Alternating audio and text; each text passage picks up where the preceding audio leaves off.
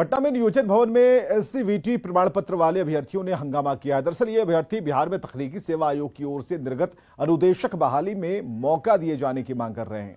सरकार ने एससीवीटी प्रमाण पत्र को अवैध ठहरा दिया है, जिससे इन्हें आवेदन करने का भी मौका नहीं मिल सका है। अभ्यर्थियों ने आरोप लगाया है कि श्रम मंत्री ने उनके हित में कारगर कदम उठाने का भरोसा दिलाया था, लेकिन कुछ नहीं हुआ। इन अभ्यर्थियों से बात की संजय कुमार ने। पटना के नियोजन भवन में एससीवीटी उत्तीर्ण अभ्यर्थियों का हंगामा लगातार जारी है। सैकड़ों की संख्या में अभ्यर्थी पहुंचे हुए हैं और इनकी डिमांड है कि एससीवीटी प्रमाण पत्र वाले अभ्यर्थियों को तकनीकी सेवा आयोग द्वारा जो अनुदेशक की बहाली दी जा रही है उसमें मौका दिया जाए। एक्चुअल में क्या मामला है और क्यों इन्हें मौका नहीं मिल रहा है, इन सारी चीज़ों से इनके बारे में जानकारी लेते हैं। फिलहाल ये नियोजन भवन में डटे हुए हैं।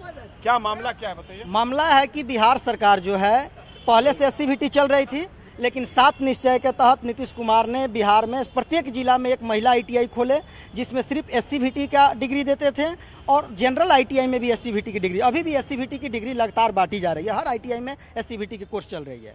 और जब बहाली बिहार में पहली बार अनुदेशक की बहाली आई तो एससीवीटी को सरकार ने रोक लगा दी, कहा तो एससीवीटी वैध नहीं है। तो फिर अगर सरकार अपनी ही डिग्री को अवैध मान रही है तो फिर अवैध डिग्री बांट क्यों रही है सरकार? क्या डिमांड है बताइए।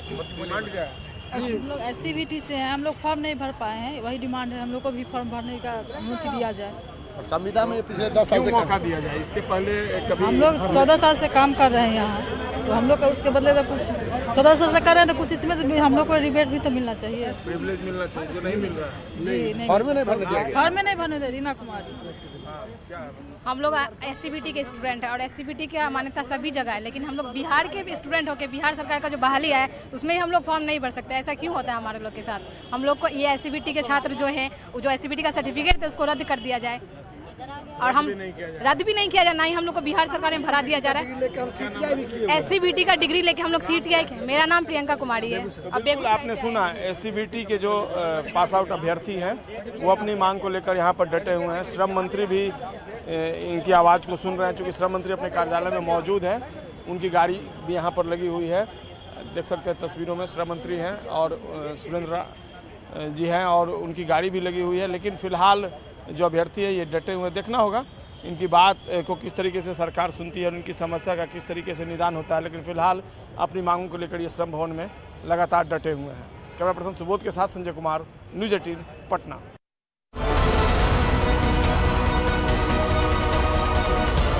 लालू जी, नीतीश जी, आपको जवाब देना होगा कि हिंदुओं को आप जात में बांट करके चाहते हैं कि मैं सनातन को समाप्त करूं, ये संभव नहीं है।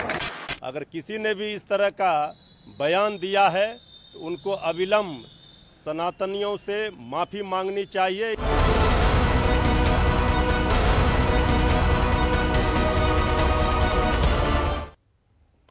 सनातन को लेकर तमिलनाडु के सीएम एमके स्टालिन के बेटे और मंत्री उदयनिधि स्टालिन के बयान पर सियासी बवाल थमने का नाम नहीं ले रहा।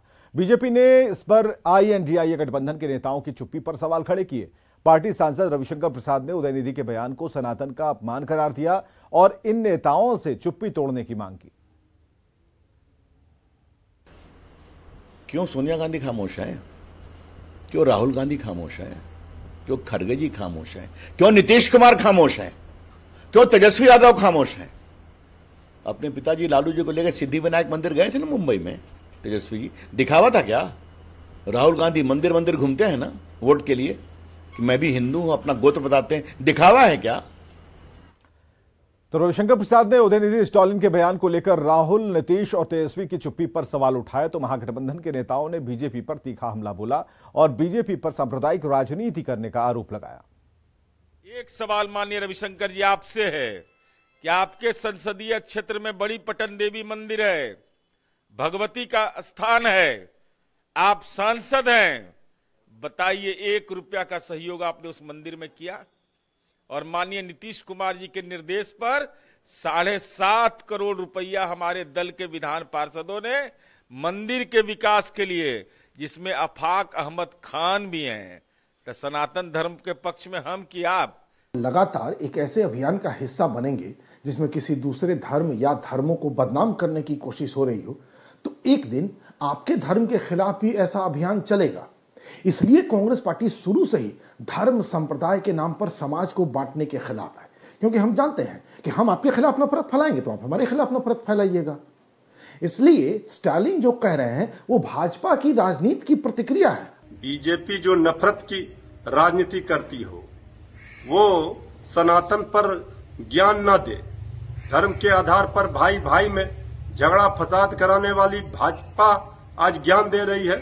आदरणीय लालू प्रसाद जी, आदरणीय नीतीश कुमार जी, श्री तेजस्वी यादव जी खामोश नहीं हैं।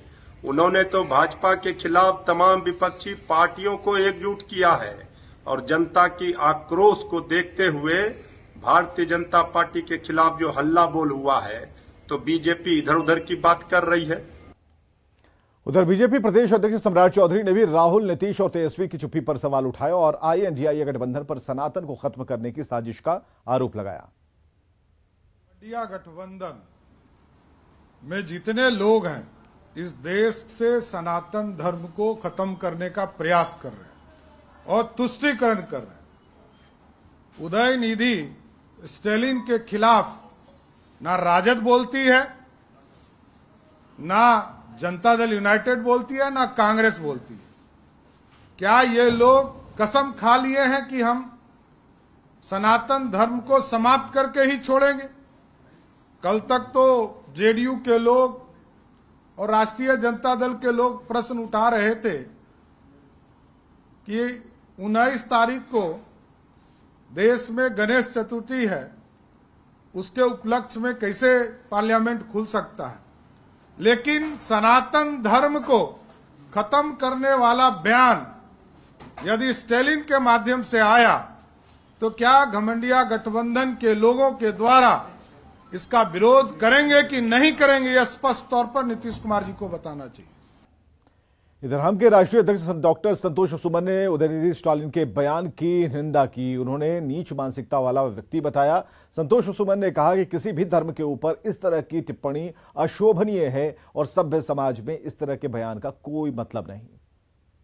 किसी भी धर्म के ऊपर टिप्पणी करना और खास करके इस तरह का टिप्पणी करना अशोभनीय है और एक सभ्य समाज के लिए हम नहीं समझते हैं कि इस तरह के टिप्पणी का कोई स्थान है। सबका सम्मान हम लोग करते हैं। किसी धर्म वाले लोग हैं, कोई धर्म के मानने वाले लोग हैं, लेकिन अगर हम उस धर्म को नहीं मानते हैं, मेरा विचार अलग है, इसका ये मतलब नहीं है कि इतना कड़ा हम विरोध करें। और इस तरह के लोग की मानसिकता बहुत ही खराब होती है और बहुत नीच मानसिकता के लोग होते हैं, हम समझते हैं। पटना हाईकोर्ट के अधिवक्ता और नेशन फर्स्ट डेमोक्रेटिक पार्टी के राष्ट्रीय अध्यक्ष डॉक्टर कौशलेंद्र नारायण ने उदयनिधि स्टालिन के खिलाफ सिविल कोर्ट में शिकायत दर्ज कराई है। अधिवक्ता ने बताया कि उदयनिधि स्टालिन की सनातन धर्म को लेकर दिए गए बयान को लेकर शिकायत दर्ज कराई गई है, क्योंकि उदयनिधि स्टालिन के बयान से देश में धार्मिक उन्माद और समाज में तनाव फैल सकता है। ये मामला गंभीर है।